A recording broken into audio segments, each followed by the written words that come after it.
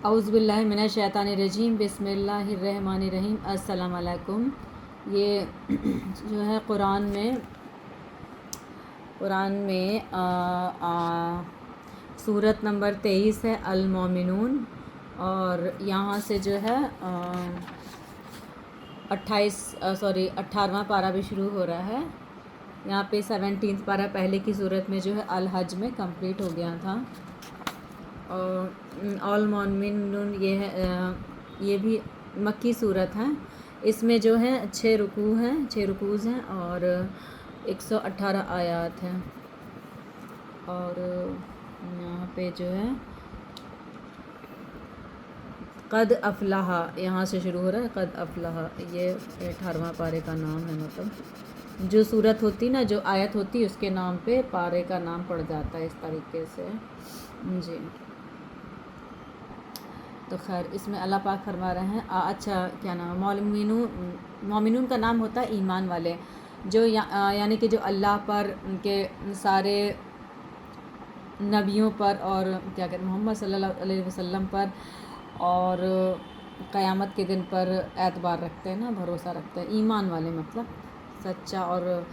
Strong belief رکھتے ہیں اللہ کے اوپر۔ خیر، اللہ اکبر۔ اللہ کے نام سے شروع کرتا ہوں جو بہت مہربان اور نہایت رحم والے ہیں۔ 1 نمبر میں اللہ پاک فرما رہے ہیں مومن یقیناً فلاح پا گئے، مطلب کہ مومن یعنی کہ فلاح پا گئے۔ فلاح میں ہوتا ہے کامیابی، فلاح پا گئے مطلب کہ سکسیس۔ حی علی الصلاح، حی للفلاح کہتے ہیں نا، آؤ کامیابی کی طرف، اس طریقے سے کامیابی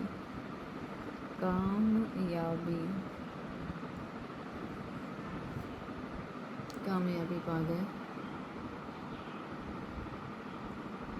2 نمبر میں اللہ پاک فرما رہے ہیں وہ جو اپنی نماز میں عاجزی کرنے والے ہیں۔ نماز میں عاجزی کرنے کا مطلب جہاں تک کہ یہ ہوتا ہے کہ پھر جیسی نماز کا ٹائم ہوا، اور قرآن میں جو نا کئی جگہ بتایا گیا ہے کہ پھر نماز کو ان کے مقرر وقت پہ پڑھنے کی کوشش کرنا چاہیے، لیکن یہ ہوتا ہے اب شیطان بہکائے رہتا ہے ہم لوگ کو، لیکن تو پھر یہ جن کا ایمان تھوڑا ایمان کمزور، یا وقت نہیں ملتا ہے، ڈیوٹی وغیرہ میں بزی ہیں، یا کچھ اور وجوہات ہیں، ہیلتھ صحیح نہیں ہے، یا شیطان کا غلبہ زیادہ ہے، تو اینی ہاؤ کوشش کرنا چاہیے نا کہ اس کو بعد میں بھی قضا کے طور پر ہی پڑھ ہی لینا چاہیے، لیکن نا چھوڑنا نہیں چاہیے۔ خیر، اور ایک نیکسٹ آیت میں اللہ پاک فرما رہے ہیں اور وہ جو لغو باتوں سے منہ موڑنے والے ہیں۔ لغو بات کا مطلب کیا ہوتا ہے، اس میں لکھا ہے، دیکھتے ہیں۔ لغو ہر وہ کام اور ہر وہ بات ہے جس کا کوئی فائدہ نہ ہو، یا اس میں دینی یا دنیاوی نقصان ہو۔ ان سے اعراض کا مطلب ہے کہ ان کی طرف التفات بھی نہ کیا جائے، مطلب دیکھا بھی نہ جائے، دھیان بھی نہ دیا جائے، اگرچہ یعنی کہ یدیپی، حالانکہ ایسے کر کے، اگرچہ جائے کہ انہیں اختیار یا ان کا ارتکاب کیا جائے۔ مطلب کہ جو چیز ہم جو ایمان رکھتے ہیں اللہ کے اوپر، وہ ایسی فالتو باتوں سے دور رہنا چاہیے، چاہے ساری دنیا یا باقی کچھ لوگ اس کے پیچھے ہی کیوں نہ پڑے ہوں اور اس کا ارتکاب کیوں نہ کریں، لیکن ہم لوگ کو چاہیے اس سے اپنے آپ کو سیپریٹ رکھے، الگ رکھے نا، واللہ عالم۔ خیر، 4 نمبر میں اللہ پاک فرما رہے ہیں اور وہ جو زکوٰۃ ادا کرتے ہیں، اور وہ جو اپنی شرمگاہوں کی حفاظت کرنے والے ہیں، سوائے اپنی بیویوں یا ان کنیزوں سے جن کے وہ خود مالک ہوئے ہیں، ان کے دائیں ہاتھ، تو بلا شبہ ان کی بابت ان پر کوئی ملامت نہیں، مطلب کہ جو لوگ اپنی شرمگاہوں کی حفاظت کرتے ہیں اور سوائے اپنی بیویوں کے یا ان کنیزوں کے جو ان کی ملکیت ہے، مطلب پہلے زمانے میں ہوتے تھے نا کیا نام ہے، لانڈی کا سسٹم یا خادم کا، ایسے خادمہ کا جو بھی ہے غلام ٹائپ میں، تو اس ٹائم پہ اللہ نے الاؤڈ کر رکھا ہوگا کیونکہ وہ ان کو کھلا پلا رہے ہوں گے، مطلب ان کی ایک طرح سے کیا کہتے ہیں کفالت کر رہے ہوں گے، تو اس ٹائم پہ تھا، اور اب کا مجھے نہیں پتہ، خیر اگر کوئی نہیں ہے تو کر سکتے ہیں اس طریقے سے، خیر اللہ اکبر۔ 7 نمبر میں اللہ پاک فرما رہے ہیں پھر جو شخص ان کے علاوہ راستہ تلاش کرے تو ایسے لوگ ہی حد سے گزرنے والے ہیں، مطلب ان چیزوں کے علاوہ جو اللہ نے حکم دیا کہ آپ کی بیویاں ہوں یا کوئی سیکنڈ تھرڈ فورتھ وائف یا کوئی آپ کی کنیز ہو، اس سے شادی کر لو، نکاح میں لے آؤ اس کو، مطلب اس کو اس ہونے والا بچہ بھی اس آدمی کا ہوگا جہاں تک اس میں لکھا ہے، اور ٹھیک ہے اللہ پاک اس طریقے سے بول رہے ہیں نا کرنے کے لیے، تو اللہ کا حکم سر آنکھوں پہ، تو ایسے لوگ ہی حد سے گزرنے والے ہیں، اگر اس کے علاوہ جو لوگ راستہ تلاش کریں گے۔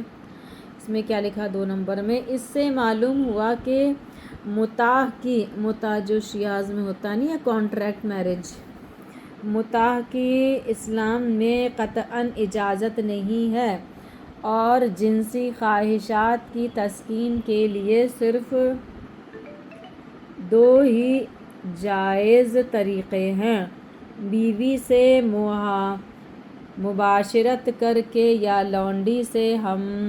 بستری کر کے، بلکہ اب صرف بیوی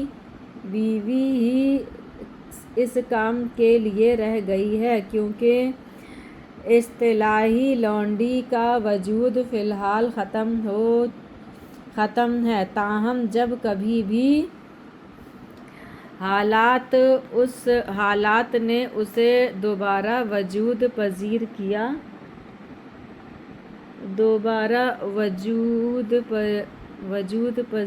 کیا تو بیوی ہی کی طرح اسے مباشرت جائز ہوگی، مطلب وائف کی طرح ٹریٹ کرے، اس کے حقوق پورے کرے، کھانا پینا کپڑا لتا پھر رکھ کے، بچوں کی کفالت، اسکول وغیرہ بھیجنا، مدرسہ وغیرہ بھیجنا، اس طرح سے اس کے ڈیلی خرچ کو کور کرنا اور اس کو خرچ دینا، اس طریقے سے، خیر۔ 8 نمبر میں اللہ پاک فرمایا اور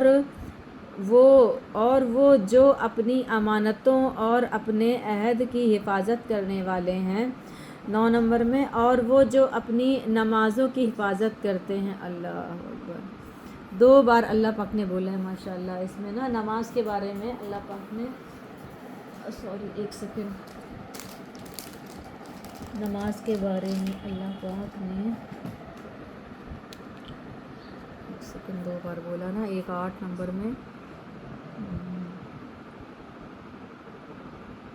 9 نمبر میں، یہ 9 نمبر نمازوں کی حفاظت کرتے ہیں نا، اور ایک 2 نمبر میں لکھا ہے نا اللہ پاک نے، وہ جو اپنی نمازوں میں عاجزی کرنے والے ہیں، ماشاءاللہ، عاجزی مانے کہ جیسی ٹائم ہوا ان کو کچھ نہیں دکھتا، نبی صلی اللہ علیہ وسلم کی طرح بس وہ نماز کی طرف لپکتے، مطلب دوڑتے ہیں یا بھاگتے ہیں یا نماز کی طرف جانے کی کوشش کرتے ہیں کہ ہمیں نماز پڑھنی ہے، ان کے دل میں نماز کے لیے اتنا احترام، عزت اور محبت ہوتی ہے، اس طریقے سے۔ 10 نمبر میں اللہ پاک فرما رہے ہیں یہی لوگ وارث ہیں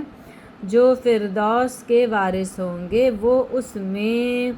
ہمیشہ رہیں گے، اور بلا شبہ ہم نے انسان کو مٹی کے جوہر سے پیدا کیا، یعنی کھنکھنی مٹی سے یعنی کھنکھناتی بھی مٹی کے گارے سے پیدا کیا ہے، اسے قرآن میں کئی جگہ لکھا ہے،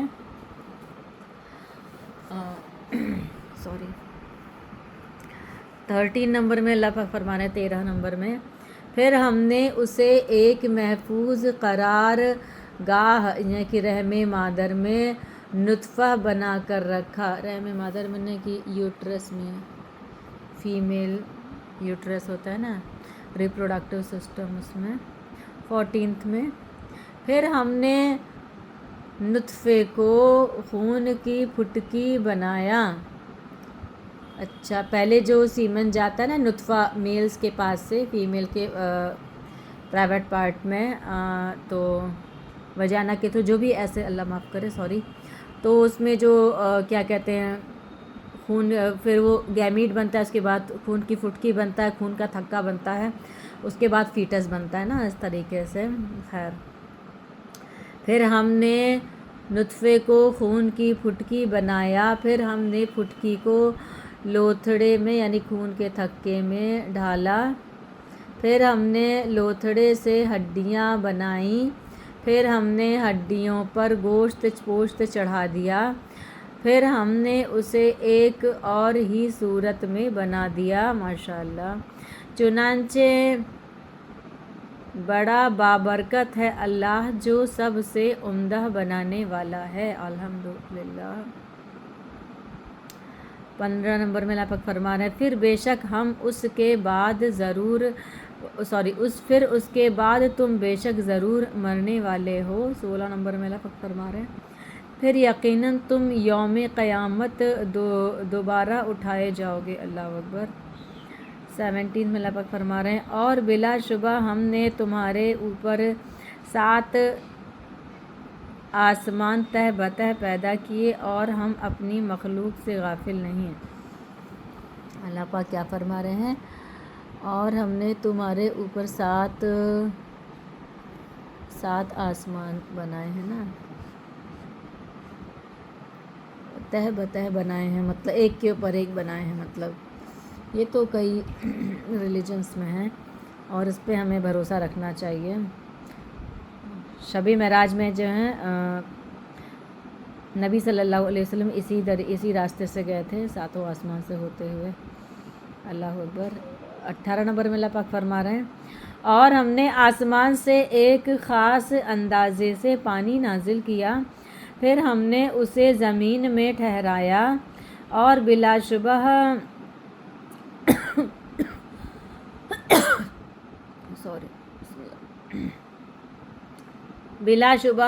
हम उसे ले जाने पर भी यकीनन कादिर हैं। 19 नंबर में अल्लाह पाक फरमा रहे हैं, फिर हमने उस पानी के ज़रिए से तुम्हारे लिए खजूरों और अंगूरों के बागात उगाए, उनमें तुम्हारे लिए बहुत से लजीज फल हैं। अंगूर के बागात बनाए, उसमें लजीज फल हैं माशाअल्लाह, और उनमें से बाज़ को तुम खाते हो। अल्लाह अकबर। सॉरी, बिस्मिल्लाह। 20 नंबर में अल्लाह पाक फरमा रहे हैं, और वो दरख्त यानी जैतून जो तूरे सीना में पैदा होता है, वो खाने वालों के लिए तेल और सालन लिए उगता है। मतलब ऑलरेडी इसमें तेल और सालन होता है जैतून में, वो थोड़ा सा सॉफ्ट भी होता है ना, उससे करके शायद रोटी के साथ खा सकते होंगे डायरेक्टली, नमक वमक डाल के या कुछ भी ऐसे करके। खैर, 21 नंबर में अल्लाह पाक फरमा रहे हैं, और बिलाशुबह तुम्हारे लिए चौपायों में ज़रूर सामान इबरत है, हम तुम्हें उसमें से पिलाते हैं जो कुछ उनके पेटों में है, पेटों में दूध है, मतलब मिल्क है, और तुम्हारे लिए उनमें कसीर मुनाफा है, और उनमें से बाज़ को तुम खाते हो। अल्लाह अकबर कबीरा।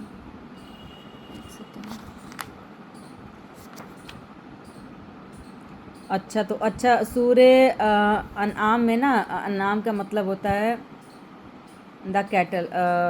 कुरान की 6 नंबर या 6 नंबर की, शायद या तो 5 नंबर की सूरत है, उसमें ऐसे बोलना है कि खून और गोश्त के बीच में से हम तुम्हें पिलाते हैं। मतलब कि गाय के अंदर किस तरीके से, गाय और बकरी के बीच में से, बॉडी में से कैसे दूध निकलता है, अल्लाह ही बेहतर जानता है ना, सब करने वाला माशाअल्लाह से, इस तरीके से। खैर, तो यहाँ पे 21 नंबर आयत सूरह अल मोमिनून की कंप्लीट होती है। अस्सलाम अलैकुम।